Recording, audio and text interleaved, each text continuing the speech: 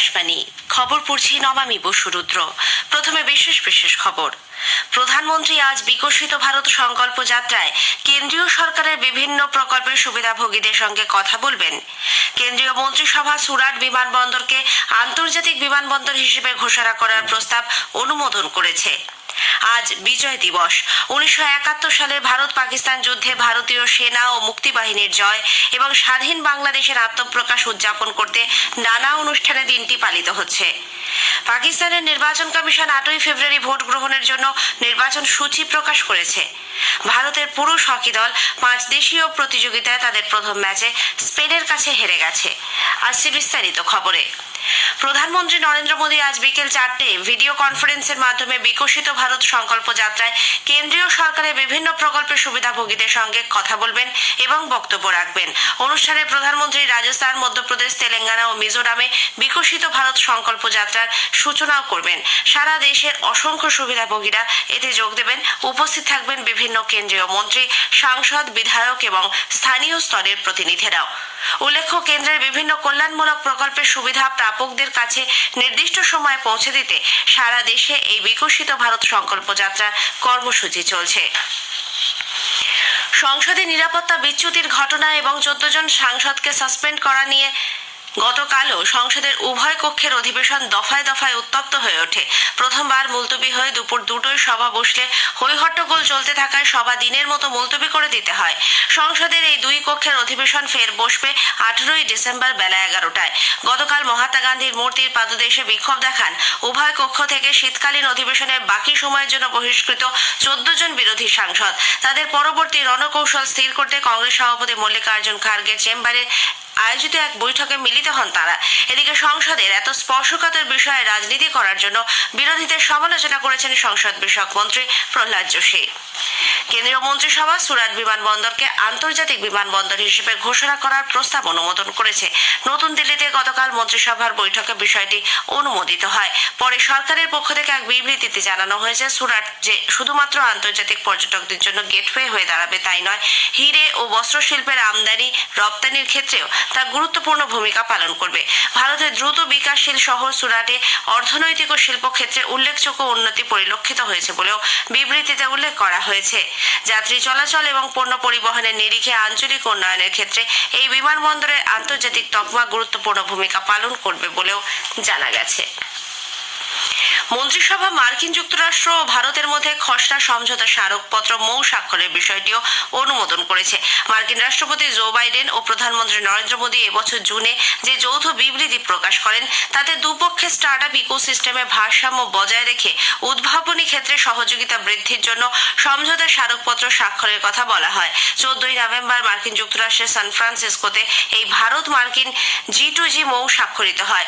আন্তর্জাতিক শিল্প সম্পত্তি অধিকার রক্ষায় ভারত ও ইতালির মধ্যে আরও একটি সমঝোতা স্মারকপত্র স্বাক্ষরের বিষয়ে ছাড়পত্র দিয়েছে মন্ত্রিসভা।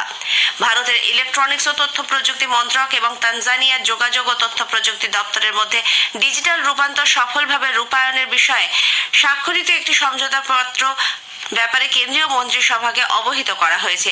গতকাল মন্ত্রিসভার বৈঠকে জানানো হয়, এই মৌ স্বাক্ষরের উদ্দেশ্য হল তথ্য প্রযুক্তি ক্ষেত্রে সহযোগিতা আরও বাড়ানো এবং নতুন নতুন কর্মসংস্থানের সুযোগ সৃষ্টি করা। একই সঙ্গে ইলেকট্রনিক্স ও তথ্য প্রযুক্তি মন্ত্রক এবং সৌদি আরবের যোগাযোগ ও তথ্য প্রযুক্তি দপ্তরের মধ্যে ডিজিটাইজেশন ও ইলেকট্রনিক ম্যানুফ্যাকচারিং এর মধ্যে গত 18ই আগস্ট স্বাক্ষরিত একটি সমঝোতা স্মারকপত্রের বিষয়ে কেন্দ্রীয় মন্ত্রিসভাকে অবহিত করা হয়েছে। এই মৌ স্বাক্ষরের ফলে ডিজিটাল উদ্ভাবন ক্ষেত্রে গবেষণা এবং কৃত্রিম মেধার মতো প্রযুক্তি ব্যবহারের ক্ষেত্রে দুদেশের মধ্যে অংশীদারিত্ব আরও বৃদ্ধি পাবে।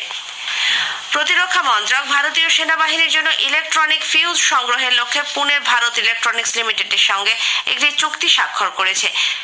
10 বছরের জন্য 5,336 কোটি টাকার বেশি এই চুক্তি স্বাক্ষরিত হয়েছে। মন্ত্রকের পক্ষ থেকে আরও জানানো হয়েছে, ভারতীয় শিল্প দ্বারা দেশের সেনাবাহিনীর জন্য গোলাবারুদ তৈরির উদ্যোগের নিরিখে এই চুক্তিটি হয়েছে। আমদানি কমিয়ে গোলাবারুদ মজুদ, গোলাবারুদ উৎপাদনে স্বয়ংসম্পূর্ণতা অর্জন এবং সরবরাহ শৃঙ্খল ব্যাহত হওয়ার ক্ষেত্রে প্রযুক্তিগত ঘাটতি পূরণ এই উদ্যোগের লক্ষ্য। এছাড়াও এই প্রকল্পের ফলে 1.5 লক্ষ কর্মসংস্থানের সৃষ্টি হবে বলে মন্ত্রক জানিয়েছে। দেশে যক্ষ্মা আক্রান্তদের সংখ্যা কমেছে। বিশ্ব স্বাস্থ্য সংগঠন হুর রিপোর্টে এমনটাই উঠে এসেছে বলে সরকার জানিয়েছে। লোকসভায় এক লিখিত উত্তরে কেন্দ্রীয় স্বাস্থ্য ও পরিবার কল্যাণ প্রতিমন্ত্রী ডক্টর ভারতী প্রবীণ পাওয়ার বলেন, ভারতে যক্ষ্মার প্রকোপ 2015 সালে প্রতি 1 লক্ষ জনসংখ্যায় 237 থেকে 16% কমে 2022 সালে প্রতি 1 লক্ষ জনসংখ্যায় 199-তে দাঁড়িয়েছে। বিশ্ব স্বাস্থ্য সংগঠনের গ্লোবাল টিবি রিপোর্ট 2023-এ এই ফলাফল প্রকাশিত হয়। ডক্টর পাওয়ার বলেন, ভারত 2025 সালের মধ্যে যক্ষ্মা নির্মূলীকরণের লক্ষ্যমাত্রা নির্ধারণ করেছে। জাতীয় যক্ষ্মা নির্মূল কর্মসূচির আওতায় বেশ কয়েকটি পদক্ষেপও নেওয়া হয়েছে। এই খবর আপনারা শুনছেন আকাশবাণী থেকে। আজ বিজয় দিবস। 1971 সালের ভারত পাকিস্তান যুদ্ধে ভারতীয় সেনা ও মুক্তিবাহিনীর জয় এবং স্বাধীন বাংলাদেশের আত্মপ্রকাশ উদযাপন করতে এপার ও ওপার দুই বাংলাতে এই দিনটি পালিত হচ্ছে। বিজয় দিবসের প্রাক্কালে রাষ্ট্রপতি দ্রৌপদী মুর্মু গতকাল নতুন দিল্লিতে সেনা ভবনে এক সম্বর্ধনা সভায় যোগ দেন। উপরাষ্ট্রপতি জগদীপ ধনখড়, প্রতিরক্ষা মন্ত্রী রাজনাথ সিং ও প্রতিমন্ত্রী অজয় ভাট, স্থল সেনাধ্যক্ষ জেনারেল মনোজ পান্ডে, নৌবাহিনীর প্রধান অ্যাডমিরাল আর হরিকুমার ওই অনুষ্ঠানে যোগ দেন। কলকাতায় এই উপলক্ষে সেনাবাহিনীর পূর্বাঞ্চলীয় প্রধান কার্যালয় ফোর্ট উইলিয়ামে গতকাল দুদিনের বিজয় দিবস অনুষ্ঠানের সূচনা হয়েছে। এর উদ্বোধন করেন ভারতের পূর্বাঞ্চলীয় কমান্ডের সেনা প্রধান লেফটেন্যান্ট জেনারেল রানা প্রতাপ কালিতা। বাংলাদেশের প্রতিনিধি দলের পক্ষে মোহাম্মদ মমিনুল্লাহ পাটোয়ারি মুক্তিযুদ্ধের স্মৃতি তুলে ধরেন। ভারতীয় সেনার পক্ষে স্মৃতি রোমন্থন করেন brigadier Ajit Apte, brigadier Prakash T Gokhale, lieutenant general J S Cheema, lieutenant general J R Mukherjee সহ অন্যান্যরা। বীর শহীদদের প্রতি শ্রদ্ধা জানাতে একটি প্রদর্শনীরও আয়োজন করা হয়েছে। পাকিস্তানের নির্বাচন কমিশন 8ই ফেব্রুয়ারি ভোট গ্রহণের জন্য নির্বাচন সূচি প্রকাশ করেছে।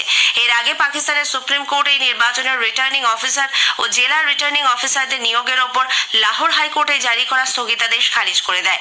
পাক নির্বাচন কমিশনকে তারা অবিলম্বে নির্বাচনী নির্ঘণ্ট প্রকাশ করার নির্দেশ দেয়। উল্লেখ্য, পাকিস্তান জাতীয় সংসদ ভেঙে দেওয়ার 90 দিনের মধ্যেই সেদেশে সাধারণ নির্বাচন করার কথা।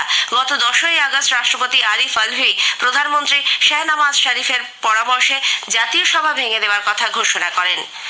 গাজা ভূখণ্ডে অভিযান চালানোর সময় ইসরায়েল ভুলবশত নিজেদের 3 পণবন্দীকে হত্যা করেছে বলে সেদেশের সেনা জানিয়েছে।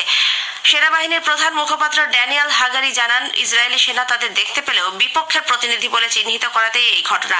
তারা বন্দী অবস্থা থেকে পালিয়েছিল নাকি তাদের ছেড়ে দেওয়া হয়েছিল তা এখনো স্পষ্ট নয়। সিজাইয়া প্রদেশে হামাসদের সঙ্গে সংঘর্ষের সময় গুলি চালনার ফলে তাদের মৃত্যু হয়। ইরানের রাস্ক শহরে একটি থানায় হামলার ঘটনায় অন্তত 11 জন নিরাপত্তা কর্মী প্রাণ হারিয়েছেন। সরকারি সংবাদ মাধ্যমের খবর অনুযায়ী সিস্তান বালুচিস্তান লাগোয়া ওই শহরে গুলি বিনিময়ে বেশ কয়েকজন আততায়ীও মারা পড়েছে। এক জঙ্গিকে জীবিত অবস্থায় নিরাপত্তা বাহিনী পাকড়াও করেছে বলে ইরানের অভ্যন্তরীণ বিষয়ক মন্ত্রক জানায়।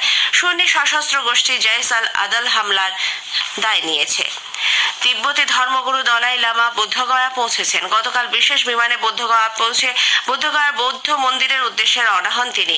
পথে বিপুল সংখ্যক মানুষ তাকে অভ্যর্থনা জানান। দলাই লামা প্রায় 1 মাস সেখানে থাকবেন। বিভিন্ন কর্মসূচিতে তিব্বতী ধর্মগুরুদের অংশ নেবার কথা। বুদ্ধগয়ায় দলাই লামার আগমনকে কেন্দ্র করে কঠোর নিরাপত্তার ব্যবস্থার আয়োজন করা হয়েছে। কোভিড সংক্রমণের সতর্কতামূলক ব্যবস্থা হিসেবে দক্ষিণ পূর্ব এশিয়া বেশ কিছু দেশ আবার নতুন করে নানা বিধিনিষেধ জারি করেছে। সিঙ্গাপুর এবং ইন্দোনেশিয়া বিমানবন্দরে নামা যাত্রীদের জন্য বাধ্যতামূলক করা হচ্ছে মাস্ক। তাদের শরীরের তাপমাত্রাও মাপা হচ্ছে। ভারতের পুরুষ হকি দল 5 দেশীয় প্রতিযোগিতা তাদের প্রথম ম্যাচে স্পেনের কাছে হেরে গেছে। ভ্যালেন্সিয়ায় গতকাল বিজয়ী দলের পক্ষে অ্যালভারো ইগলেসিয়াস একমাত্র গোলটি করেন। ভারতের পরের ম্যাচ আজ বেলজিয়ামের বিরুদ্ধে। খেলা শুরু হবে রাত 8টায়। খেলো ইন্ডিয়া প্যারা গেমসে শীতল দেবী মহিলাদের কম্পাউন্ড প্রতিযোগিতায় সকলের নজর কেড়েছেন। এশিয়ান প্যারা গেমসে চ্যাম্পিয়ন শীতল গতকাল 696 পয়েন্ট স্কোর করে গোল্ড মেডেল রাউন্ডে ওঠেন। 686 পয়েন্ট পেয়ে উত্তরপ্রদেশের জ্যোতি বালিয়ারও ফাইনাল রাউন্ডে উঠেছেন। দিল্লির তানিষ্কা এবং হরিয়ানার সরিতা আজ ব্রোঞ্জ পদক জয়ের লক্ষ্যে খেলবেন। সেরিব্রাল পালসিদের ফুটবল প্রতিযোগিতায় জাতীয় চ্যাম্পিয়ন কেরালা পাঞ্জাবকে 21-0 গোলে হারিয়ে দিয়েছে। পাওয়ার লিফটিং এ রাজস্থানের সুনিতা ভোগী ও সামিম বন বেহরা 63 কেজি বিভাগে একই ওজন তুলে যুগ্মভাবে শীর্ষস্থান লাভ করেছেন। গুয়াহাটির ইন্দিরা গান্ধী অ্যাথলেটিক্স স্টেডিয়ামে আইএসএল ফুটবলের ম্যাচে মোহনবাগান সুপার জায়ান্ট 3-1 গোলে নর্থ ইস্ট ইউনাইটেড এফসিকে হারিয়ে দিয়েছে। মোহনবাগানের পক্ষে গতকাল দীপক ট্যাংরি, জেসন কামিন্স, শুভাশিস বসু এবং নর্থ ইস্ট ইউনাইটেডের ফাল্গুনি সিং গোল করেছেন। লিগে এখনো পর্যন্ত অপরাজিত সবুজ মেরুন দল। শেষ করার আগে খবরের বিশেষ কিছু অংশ আরো একবার।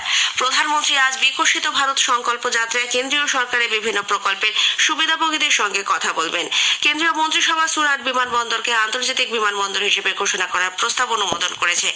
আজ বিজয় দিবস। 1971 সালে ভারত পাকিস্তান যুদ্ধে ভারতীয় সেনা ও মুক্তিবাহিনীর জয় এবং স্বাধীন বাংলাদেশের আত্মপ্রকাশ উদযাপনে নানা অনুষ্ঠানের মধ্যে দিয়ে দিনটি পালন করা হচ্ছে। খবর শেষ হলো।